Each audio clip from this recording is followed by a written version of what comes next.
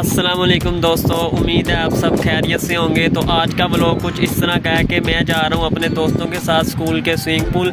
और swimming pool जाने की वजह यह थी कि आज हमें 1 साल मुकम्मल हो गया, स्कूलिंग मुकम्मल की है। तो सब दोस्तों ने प्लान बनाया कि स्विमिंग पूल चलते हैं और ऊपर से गर्मी का सीज़न भी है। तो आज का व्लॉग बहुत इंटरेस्टिंग होने वाला है, आप हमारे साथ व्लॉग में बने रहिए। चलिए व्लॉग आज का स्टार्ट करते हैं।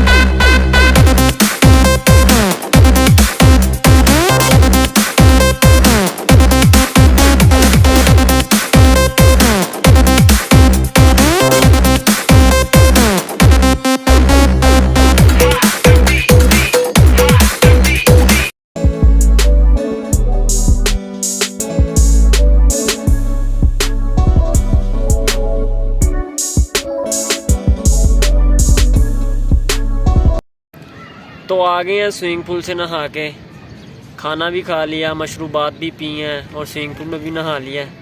बहुत मज़ा आया आज दोस्तों के साथ जाके। मैं एक बात कहना चाहता हूँ, मसलन कि जो आपके स्कूल के दोस्त होते हैं ना, आप उनकी तरह के कोई दोस्त नहीं बना सकते।